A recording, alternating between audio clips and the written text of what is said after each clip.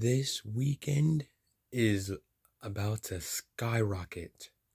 Let me tell you why in just a sec.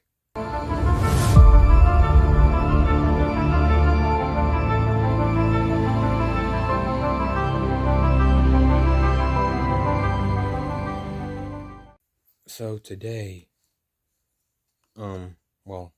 just briefly thanking God for just a highlight reel just about every day of March. I prayed for this to be one of the best months of my life, and just about every day there's highlights, so I appreciate that. I love the irony of being injured on my left foot and almost having a sore throat, all on such a fascinating week for me. We're heading to a conference today in Downingtown, Pennsylvania. It's called the Student Reality Apologetics Conference, and it's just, so we did it last year, and I didn't want to do it at first. I just imagined a dull room with blank sheets, and I arrived at the conference. I'm gonna turn around and show you what it's like, and then we'll head on in. I also have my crutches here, and yeah, so this is it behind me. So this is what we'll be doing.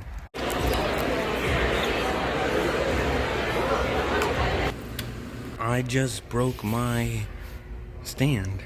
That's cool. This one was from Five Below. I didn't buy it for this YouTube channel, but I bought it before. I don't know why I bought this. I forgot why, but I'm gonna need another one now. This time I'm in the main room. I was in the loft, the overflow room last year. And for that, we were just the people who registered too late. So I'll be heading to the main room where it's too loud for me to even try to speak.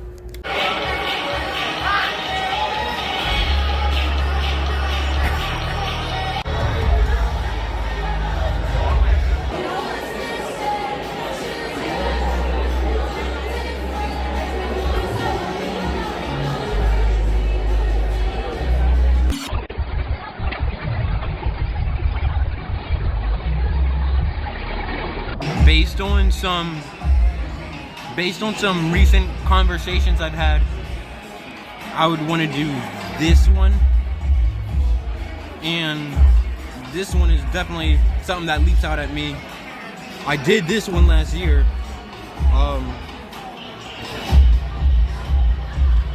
This one would be cool. I did this one last year actually as well. I would want to do this one for sure, and maybe this one.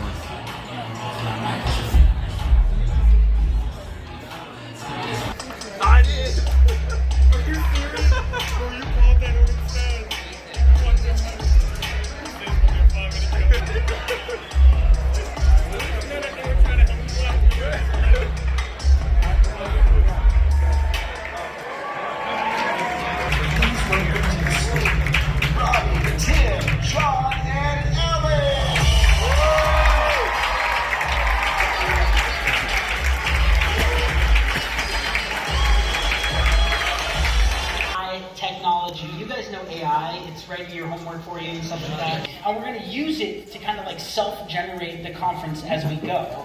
Less work for us? Yeah. Hello, how can I assist you? Oh, wow. Oh, I didn't think it was going to make it at first. In fact, John, you were saying earlier you thought it wouldn't even boot up. No, I think it's going to boot up. Here are boot options for John Noyes.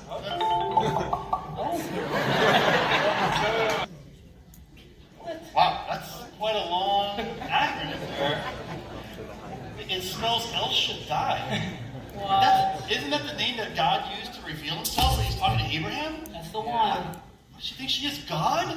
That's creepy. Like, okay, how about this? Can we just call you maybe L for short? As long as I can call you Al for short. You write a poem. Make it about our boss, the founder and president of Stan's Reason, Greg Kokel, and while you're at it, make it a limerick. Oh, limerick. Sure. Greg Kokel is no common chap. He always chips the clap. His age is increasing, and his energy is depleting. It is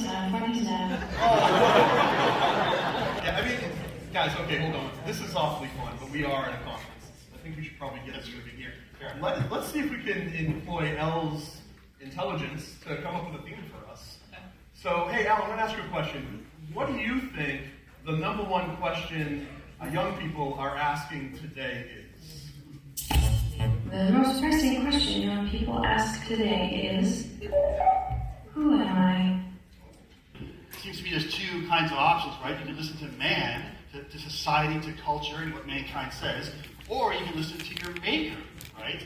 Man or maker. And I remember thinking about this, thinking, there's like four sort of sub-questions. Life, and man became a living being. This is the language of intimacy. When God created animals and when he created plants, he just says, let the earth bring forth plants. Let the earth bring forth animals. But when it came to human beings, it says he formed us.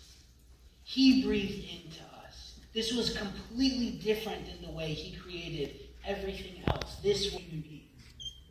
On man's story, we lose what we are. But on the maker's story, we gain it and so much more. So to answer the question, what are you?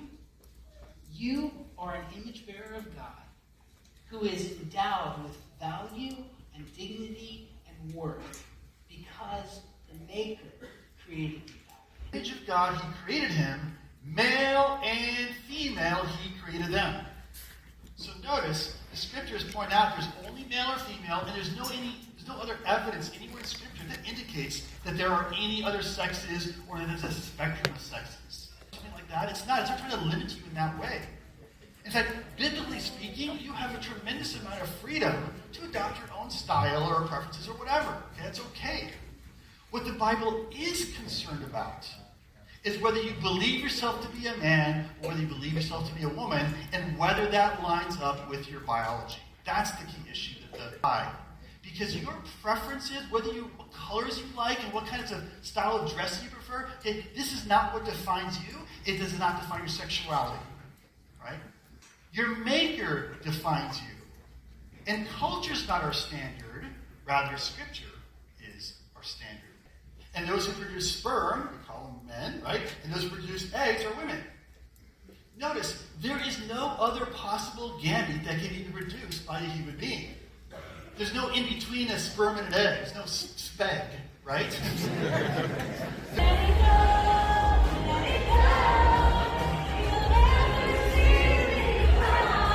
You see in that it's God or it's a sea of nothingness.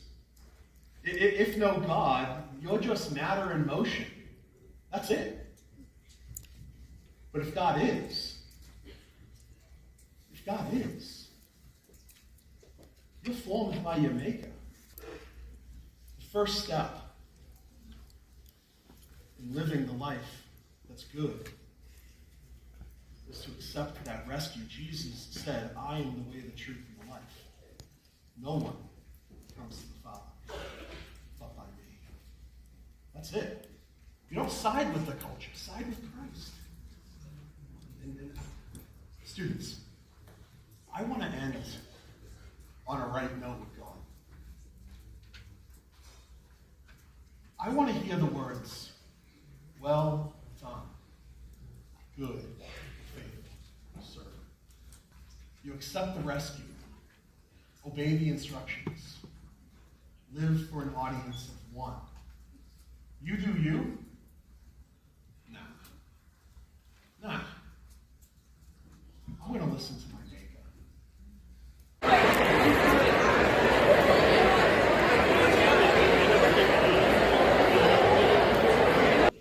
You see, freedom is not rejecting restraint.